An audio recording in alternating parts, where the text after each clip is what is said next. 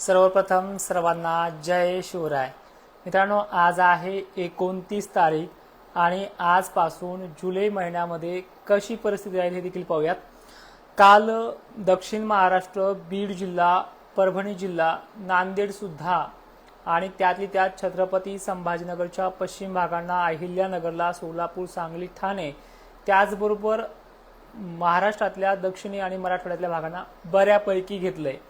पण यामध्ये सुद्धा काही भाग कमी पडलाय किंवा पेरणीच्या योग्यतेचा पडला नाही, यांना सुद्धा आजच्या व्हिडिओमध्ये महत्त्वाची माहिती आहे। त्याचबरोबर धुळे जिल्हा, नंदुरबार, जळगाव आणि छत्रपती संभाजीनगरमध्ये आणि जालन्यामध्ये जे काही राहिलेले भाग आहेत यांना सुद्धा ह्या व्हिडिओमध्ये महत्त्वाची माहिती आहे। त्याचबरोबर नागपूर क्षेत्र आणि मराठवाड्यातल्या बरोबरच विदर्भाच्या भागांना कशी परिस्थिती असेल हे व्हिडिओच्या शेवटपर्यंत पहा। व्हिडिओ हा थोडा मोठा होणार आहे कारण की यामध्ये जी दिलेली माहिती आहे ती पूर्ण चांगल्या पद्धतीनं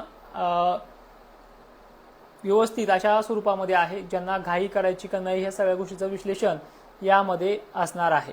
आता लक्षपूर्वक ऐका। आज सुद्धा जे काही पश्चिम महाराष्ट्रातील भाग आहेत, सांगली, सोलापूर, त्याचबरोबर अहिल्यानगर, बीड जिल्ह्यातल्या सुद्धा आणि सोलापूर, बीड, लातूर, नांदेडसह परभणी, त्याचबरोबर गेवराई पर्यंतचा पट्टा जो आहे आज पुन्हा व्याप्तीमध्ये वाढ होते। पण पाऊस थोडा उशीर राहील, काही ठिकाणी गरमीची लेवल चांगली असेल तो लवकरही पोहोचेल, पण संध्याकाळच्या 6 ते 7 वाजेपर्यंत महाराष्ट्रातल्या या दक्षिण भागामध्ये पाऊस वाढणार आहे। त्याचबरोबर नाशिक जिल्ह्यातल्या मालेगाव, नांदगाव जे काही उत्तरेकडील भाग आहे, धुळ्याचा सुद्धा दक्षिणेकडील भाग आहे, पण धुळेकरांनी, नंदुरबारकरांनी घाई करू नका, तुमचे दिवस खूप चांगले आहेत, थोडे 2 दिवस उशिरा आहेत। या भागात सुद्धा आज पाऊस असणार आहे। वैजापूर, कन्नड, सिल्लोड आणि भोकरदन, जाफराबाद, सोयगाव या भागात सुद्धा बऱ्याच ठिकाणी आज काल थोडा पाऊस झालाय, पण कालच्या पेक्षा जसा परवा दिवशी सुरुवात झाली होती 27 तारखेला त्या पद्धतीची सुरुवात आज इथे होणार आहे। बुलढाणा जिल्ह्यात सुद्धा भोकरदन, जाफराबाद बरोबरच बुलढाणा जिल्ह्यामध्ये जळगाव साईडकडनं येणारं वातावरण जे आहे ते मलकापूर साईडला देखील कल मारते आणि 30 तारखेपासून मलकापूर, एमपी लगतचे भाग कव्हर करायला सुरुवात केली। पण आजही तिथे तो अपेक्षेपेक्षाही चांगला बदल आहे, पाऊस आहे, भाग सुरू शकतात एखादोन। चिखली, खामगाव, मेहकर या भागांना आज पुन्हा पाऊस वाढणार आहे। वसमतला काल सोडलेल्या भागांना दमदार पाणी झालंय, बऱ्यापैकी ओल झाली काही ठिकाणी, तिथे सुद्धा आज पाणी वाढणार आहे। आता मी पश्चिम महाराष्ट्र खानदेशकडे बोलतोय, पण सगळे लक्षपूर्वक ऐका। त्यानंतर अकोल्यामध्ये सुद्धा आजचा हा पावसाचा कल आहे, ज्यामध्ये थोडीफार मेघगर्जना वाशिम जिल्ह्यामध्ये, मेहकरमध्ये, रिसोडमध्ये, एकंदरीत विदर्भाच्या ह्या 4-5 जिल्ह्यांमध्ये वाढणार आहे। अकोला, अमरावतीची परिस्थिती ही मध्यरात्री 10 ते 11 वाजेपर्यंत सुद्धा इथे व्यवस्थित स्वरूपामध्ये पडणार आहे। त्यामध्ये हिंगणघाट, वर्धा, चंद्रपूर, यवतमाळचा समावेश आहे। पाऊस हा कुठल्याही क्षणी इथे प्रभाव टाकू शकतो, गरमीची लेवल वाढताना स्पष्ट दिसते। मात्र आज अंबड पश्चिम बाजू, गंगापूर, पैठण इथे देखील जोर वाढणार आहे। काही गाव सुटले तर काळजी करू नका, कालच्या तुलनेमध्ये ते भर जास्त आहे, तिथे सुद्धा अंबड पट्ट्यांना आहे। त्यानंतर बीड, वडवणी, केज आज दुपारी किंवा संध्याकाळपर्यंत दाखल होईल, ही आजच्या जिल्ह्याची परिस्थिती आहे। नाशिककरांना सुद्धा पुढील 2 दिवसामध्ये दिलासा वाढणार आहे। आता धुळ्याच्या बाबतीत सांगायचं झालं तर धुळेकरांनी कमीत कमी 1 जुलैपर्यंत म्हणजे उद्या आणि परवा पेरणीची घाई करू नका। तुमचे 2 तारखेपासून तुमचे जे काही भागामध्ये सध्या दुष्काळी परिस्थिती आहे त्यामध्ये पूर्ण चेंज दिसेल। तसं तुम्हाला मी काल म्हटलंय की दक्षिण महाराष्ट्राला, मराठवाड्याला बदल दिसेल आणि तिथे पाऊस सुद्धा झालाय, काही ठिकाणी पावदी पण झालाय, पण चांगला जो बदल आहे अपेक्षापेक्षाही खूप चांगला। गेल्या वर्षी सुद्धा तुम्हाला थोडं तरसवलं होतं, पेरणी केली, उघडला, तुम्हाला तरसवणार नाही। धुळे, नंदुरबार आणि जळगावच्या जिल्ह्यांना ही परिस्थिती 2 तारखेपासून सुरू होते। हे बघा, अंदाज आहे, कदाचित 1ला पण सुरू होईल किंवा 3ला होईल, पण होईल मात्र नक्की आहे। ही माहिती शेतकऱ्यांपर्यंत पोहोचवा आणि घाई करू नका। त्याचबरोबर भोकरदन, जाफराबादमध्ये काही खडकी, हसनाबाद या भागांना थोडाच पाणी झालाय, 4 बोट ओल गेली। हे बघा, आवर्षणग्रस्त भागांची नावे जे आपण घेतोय वारंवार, आता इथे आसनगाव, जाम समर्थ परिसर, त्याचबरोबर घनसावंगीतले बोडखा परिसर, इथे पण ह्या भागांची यादी झाली आहे। परतूरमध्ये सुद्धा अशी गाव आहेत।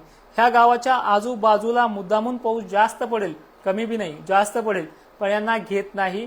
तर या भागांना अवर्षणग्रस्त भाग म्हणतात। यामध्ये हवामान तज्ज्ञांचा दोष नसतो। या भागांना कृत्रिम पावसाचा प्रयोग करावा लागेल, त्याशिवाय ही प्रणाली विकसित होणार नाहीये। अन्यथा आपल्या भागांमध्ये अजूनही आज वाट बघा, उद्या पण वाट बघा, 2 तारखेचा जो काही पाऊस येणार आहे त्यामध्ये तिथे स्थिती सुधारू शकते। पण आज आणि उद्या प्रयोगासाठी वातावरण पोषक आहे। नंतर 2-3 तारखेनंतर नाही, मान्सूनचे वारे जोराने सुटणार आहेत। त्यामध्ये बारीक थेंब, सूक्ष्म थेंब, पाऊस आभाळ खूप राहील, पण थेंब दिवसभर पडत राहतील, पेरणी योग्य नाहीये। आणि ह्या आजच्या तारखेला 29, 30ला, 1 तारखेला इथे पावसाचा जोर वाढेल, पण परिस्थिती आवर्षण प्रणालीची गॅरंटी घेता येत नाही। हे तुम्हाला मी वारंवार सांगत असतो व्हिडिओच्या माध्यमातून। आणि एकालाही महाराष्ट्रामध्ये धुरळ पेरणी किंवा पेरणीचा सल्ला दिला नाही, त्यामुळे बियाणं खराब झालंय, अमुक झाल्याचा प्रश्न माझ्याकडे मांडूच नका। मी तुम्हाला वारंवार सांगितलं, आपल्याकडनं एकालाही पेरणीचा सल्ला दिला नाहीये। बऱ्याच ठिकाणी पाणी चालू झालंय आणि संभाजीनगरला वारंवार दरवर्षी कमी सोडत होतो, पण यावर्षी तो घेत गेलेला आहे। मला काल व्हिडिओ पण आले। आता बघा, हे झालं 29 तारखेला। थोडक्यात पुन्हा सांगतोय की विदर्भामध्ये अमरावती, अकोला, नांदेड भाग सुद्धा, हिंगोली साईड सुद्धा, यवतमाळ सुद्धा, छत्रपती संभाजीनगर आणि जालन्यामधल्या सोडलेल्या भागांपैकी काही भागांना तो आज पुन्हा घेणार आहे, दिलासा आहे। मात्र दक्षिण महाराष्ट्राला सुद्धा आज आणि मराठवाड्यात सुद्धा तो घेणार आहे।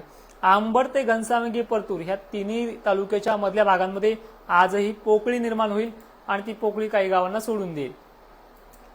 हे 29 तारखेचे चित्र आहे। आज पुन्हा लातूरचे सोडलेले भाग आणि नांदेडचे सोडलेले भाग कव्हर करेल। हे 29 तारखेचं आजचं चिन्ह आहे। 30 तारखेपासून भिवंडी, मुंबई, दमण ते सुरत, नाशिक क्षेत्र, मालेगाव, धुळे, छत्रपती संभाजीनगर व्याप्तीमध्ये परवाच्या दिवशी ही 80% पेवडी जाऊ शकते। वाऱ्याची जर कंडिशन जास्त असली तरीही पेरू नका, परिस्थिती सुधारणार आहे, पण वेळ लागेल। पुणे परिसर, अहिल्यानगर आणि छत्रपती संभाजीनगरचा रेकॉर्ड ब्रेक व्याप्तीचा दिवस जो आहे तो आज आणि उद्या आहे। यामध्ये ज्या भागांना मध्यम जरी पडला तिथे वाढ होऊ शकते किंवा त्या पटीने जास्तही पडू शकतो। पण पेरणीच्या योग्यतेचा पाऊस झाला तर बिनधास्त पेरणी करा, कारण की सापका शिपका तुम्हाला चालू असणार आहे। धुळे जिल्ह्याला चक्क 31 उद्याच्याच तारखेला आणि आजही बदल होईल, पण पेरणी योग्य तारीख तुम्हाला 1-2 जुलैपासून आहे, तिसऱ्या दिवशी।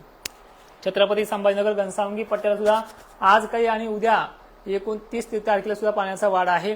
बीड जिल्ह्याला सलग आजही आहे, उद्या पण आहे। त्यानंतर जळगाव, वसमत वगैरे भाग सुद्धा हे चालूच राहतील। आता रियालिटी सांगायचं म्हणलं तर 1 तारखेला मान्सूनच्या पश्चिमेकडील पावसाचा प्रवास सुरू होतोय, जे तुम्हाला 2 मिनिटांमध्ये जे काही सांगितलंय। यामध्ये छत्रपती संभाजीनगर आणि जालना हा 1 नंबरच्या रडारवरती आहे। यामध्ये धुळे, मालेगाव, जळगाव, नंदुरबार, बुरहानपूर, नाशिक क्षेत्र, बुलढाणा जिल्हा, याबरोबरच अमरावती आणि नागपूरचे सोडलेले भाग, विशेषतः नागपूरसाठी बराचसा आग्रह केला होता, व्हिडिओमध्ये उल्लेख करा। तुम्ही ह्या 29 आणि 30ला जर ओल कमी असेल तर अजिबात पेरू नका। 1 तारखेच्या संध्याकाळपर्यंत वाट बघा, इथली परिस्थिती सुधारणार आहे। जालन्याची परिस्थिती जी काही बोडखा आहे, जामसमर्थ परिसर आहे, परतूर आहे, याच तारखेला 1 पर्यंत सुधारेल। म्हणजे उद्याची आजच्या आशा सांगत नाही, हे बाय चान्स पडणाऱ्या गोष्टी आहेत जे आज आणि उद्या येईल। यामध्ये वाढ तर आहेच, पण काय होतंय, तुमच्या बाजूला पडतंय, आवर्षणग्रस्त भाग घेईल की नाहीची गॅरंटी नाहीये, पण याच्यामध्ये वाढ खूप चांगल्या पद्धतीने होते। आणि एक महत्त्वाचं म्हणजे काळजी करू नका, परिस्थिती सुधारणार आहे। आपण कृत्रिम पावसाच्या प्रयोगाची देखील आजपासून तयारीमध्ये राहणार आहोत। आणि आता 29-30 समजून घेतली की जी कालच्या तुलनेमध्ये थोडी वाढ जास्त आहे, त्यापेक्षा उद्या जास्त वाढ आहे। मात्र 1 जुलैपासून तर जुलै महिना कसा राहील ह्या व्हिडिओच्या उत्तरार्धामध्ये आपण समजून घेऊया। बुलढाणा जिल्हा, भुसावळ, अमरावती, अकोला, कारंजा, लाड, वाशिम, हिंगोली, पुसद आणि जालना एकही गाव सुटणार नाही अशी परिस्थिती 1 तारखेपासून उद्भवणार आहे। पण पाण्याच्या थेंबाची जी जाडी आहे ती कमी राहील। एक तर ईदभर ओल जाईल, नाहीतर फुटभर ओल जाईल, पण या प्रमाणाचं झडीचं स्वरूप जे आहे ते वातावरणाला या मराठवाड्याच्या परभणीपासून उत्तरेकडील भागांना आणि अमरावती साईडला हे वाढत जाणार आहे अशी परिस्थिती आहे।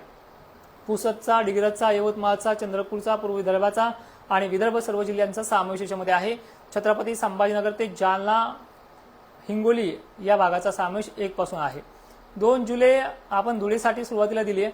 धुळे जिल्ह्यामध्ये वाहुनी पाऊस काय असतो हा धुळे जिल्ह्याला 2 तारखेला समजून जाईल। चांदणभरी, वाहुनी, मालेगावचा भाग आहे, नांदगाव आहे, मनमाड आहे, चाळीसगाव आहे, बुलढाणा आणि जे काही मलकापूरला उत्तरेकडील भुसावळ साईड, अकोला उत्तरेकडील साईड जे सोडलेले भाग आहेत ह्या 2 पर्यंत या शेतकऱ्यांनी पेरणी करू नये आणि पेरणीचा सल्ला मी पहिल्यापासून दिलाच नाही.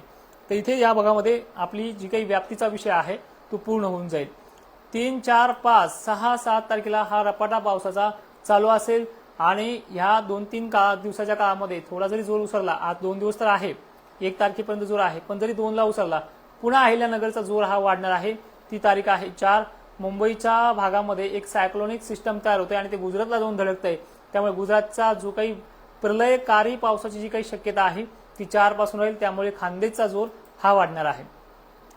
5, 6, 7 ते 8 जुलै दरम्यान मान्सूनचा पाऊस हा झडी स्वरूपात, मध्यम स्वरूपात, पण इकडे नाशिक क्षेत्राच्या त्र्यंबकेश्वर तरी उत्तरेकडील भागांना, धुळ्यांना जोर हा कायम राहील. आणि एकंदरीत महाराष्ट्रामध्ये 12 जुलैपर्यंत मोठा खंड नाहीये आणि त्याचबरोबर ह्या जुलै महिन्यामध्ये मोठा खंड राहणार नाहीये अशी परिस्थिती आहे. चक्रीवादळ कमीत कमी 3 ते 4 तारखेला सक्रिय होते. बरेच जण म्हणत होते की यंदा पावसाळा कमी आहे त्यामुळे चक्रीवादळ तयार होणार नाही, तर त्यांना चक्रीवादळच दाखवतो. 3 आणि 4 तारखेला चक्रीवादळ किंवा 5 तारखेपर्यंत चक्रीवादळ हे सक्रिय होऊ जाईल. जाता जाता थोडक्यात सांगेल की आजही दक्षिण महाराष्ट्र 29 तारखेला मराठवाडा आहे आणि संभाजीनगरसह उत्तरेकडील भागांना सक्रिय होईल.